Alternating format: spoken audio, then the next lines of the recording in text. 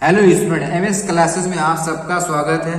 आज हम लोग जो है कक्षा 10 का हिंदी का जो है मल्टीपल चॉइस का क्वेश्चन करेंगे और इसमें के बहुत सारे हम लोगों ने सेट कर भी लिए हैं, उसी को और हम लोग करेंगे। हम लोग जो है 200 क्वेश्चन का टारगेट है पेपर से पहले तक, तो उम्मीद है कि 200 क्वेश्चन को कर लेंगे। रोजाना 20 क्वेश्चन कर रहे हैं, पेपर से पहले आपका 200 क्वेश्चन उम्मीद है कि कंप्लीट हो जाएगा।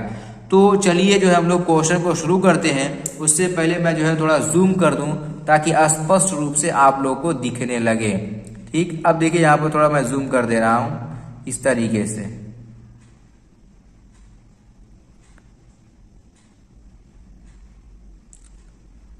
अब जरा बताइए कि दिख रहा है कि नहीं दिख रहा है स्पष्ट रूप से। तो चलिए अब आप लोग को स्पष्ट रूप से दिखने लगा, तो अब हम लोग जो है क्वेश्चन को भी शुरू करेंगे।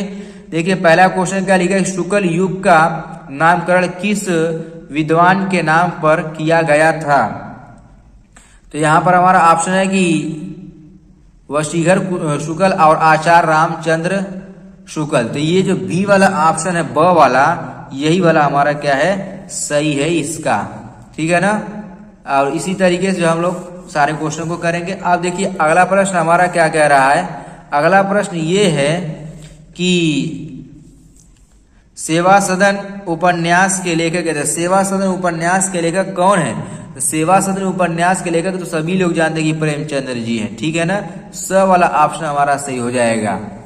देखिए तीसरा प्रश्न हमारा क्या कह रहा है। यहाँ पर देखिए तीसरा प्रश्न लिखा है, शुक्ल युग के नाटककार निम्नलिखित में से कौन नहीं है।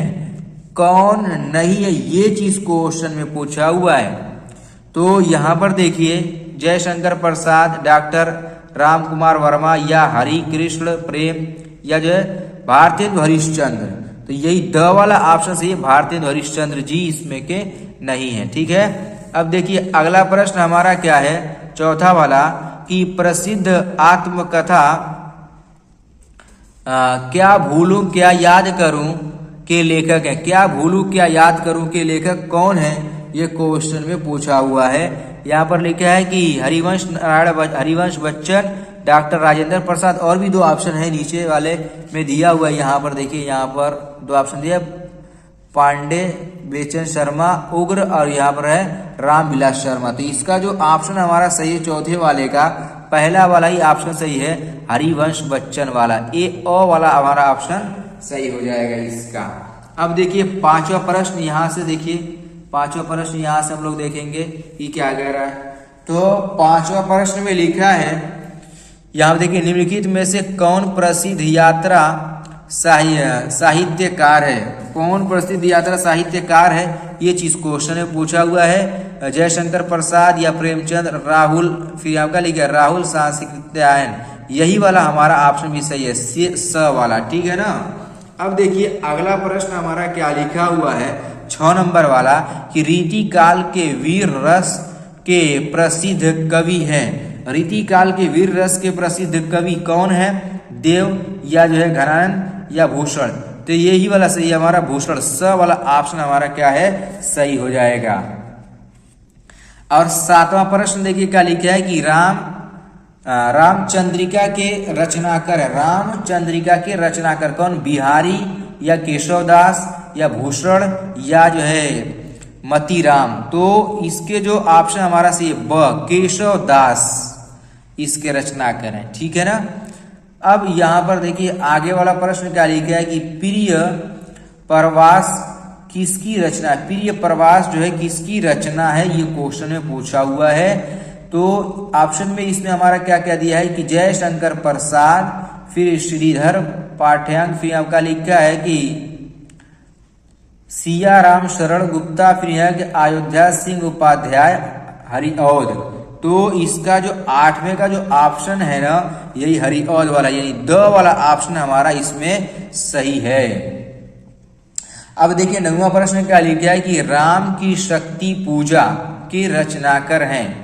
तो इसके रचनाकार कौन है, यहाँ पर देखिए सूर्यकांत त्रिपाठी निराला, या महादेवी वर्मा, या जो रामधारी सिंह दिनकर, सुमित्रा नंदन पंत। कौन सा होगा, तो इसका सूर्यकांत त्रिपाठी निराला, ओ वाला ऑप्शन आपका क्या है, राइट है। अब देखिए 10वां प्रश्न क्या लिखा है कि निम्नलिखित में से कौन प्रगतिवादी युग का कवि नहीं है। प्रगतिवादी युग का कवि नहीं है कौन?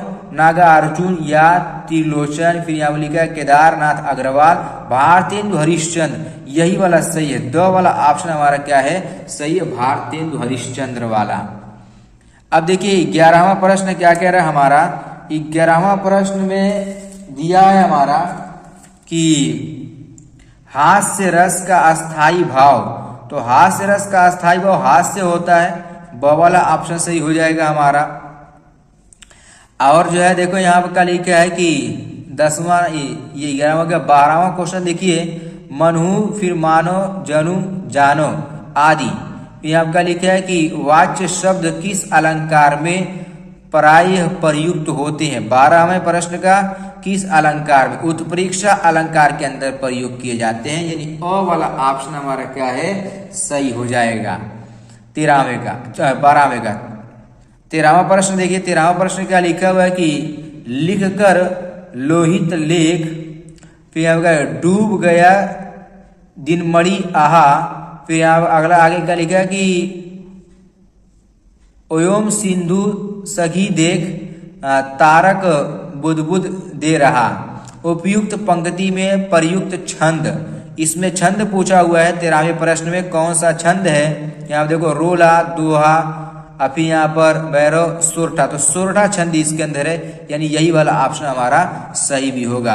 अगला प्रश्न देखिए क्या लिखा है कि उपसर्ग से बना शब्द नहीं है। उपसर्ग से बना शब्द नहीं है, कौन? एक, दिन, नीक, इनमें से सभी। तो जो दिन वाला है ना, यही वाला हमारा इसके लिए ऑप्शन सही हो जाएगा। 1 मिनट,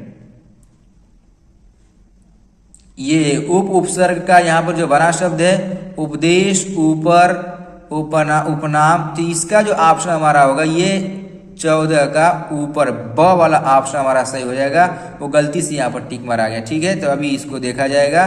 तो चलिए 15वां क्वेश्चन देखिए, लिखिए क्या लिखा है? दैनिक शब्द में किस प्रत्यय का प्रयोग हुआ है? दैनिक शब्द में किस प्रत्यय का? ईक का, दिन का, निक का, या इनमें से कोई नहीं।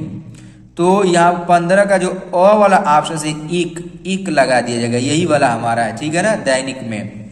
अब देखिए 16वां क्या लिखा है कि त्रिवेणी में कौन सा समास है? तो पहली बात की ये तो हमारे दूसरे क्वेश्चन के लिए लग गया था, ये तो ऐसे ही नहीं है, हमारा गलत है। तो 16वें क्वेश्चन में कौन, इसमें लिखा है कौन सा समास है? द्विविध समास है या कर्मधार समास, द्विग समास। तो ये स वाला ऑप्शन आपका सही हो जाएगा इसके लिए, ठीक है ना, स वाला ही ऑप्शन सही हो जाएगा। 17वां देखिए क्वेश्चन क्या लिखा है कि निम्नलिखित में से गंगा का पर्यायवाची नहीं है।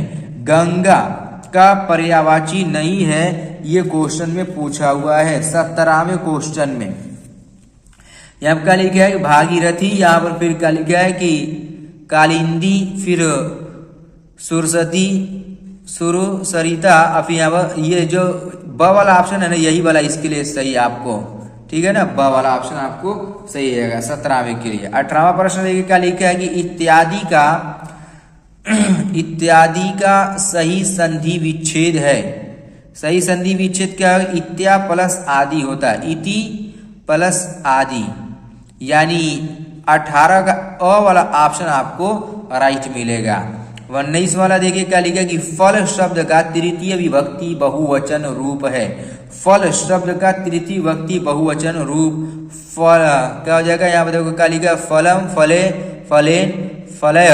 यही द वाला ऑप्शन आपको हमारा राइट हो जाएगा इसका। अब देखिए 20वां प्रश्न देखिए क्या लिखा हुआ है कि हस्तु धातु रूप का वचन एक एवं पुरुष, रूप का वचन एवं पुरुष पूछा हुआ है कि इसका कौन सा वचन एवं पुरुष होगा? तो इसमें देखिए द्विवचन, मध्य पुरुष, बहुवचन, उत्तम पुरुष, एक वचन, प्रथम पुरुष। तो एक वचन प्रथम पुरुष हो जाएगा, स वाला ऑप्शन हमारा इसका क्या हो जाएगा? राइट हो जाएगा। इस तरीके से जो हम लोग इसको हल कर लेंगे। तो चलिए अब हम लोग जो है आगे के और जो है क्वेश्चन जो सेट पेपर बचे हैं उसको भी लेकर के आते हैं।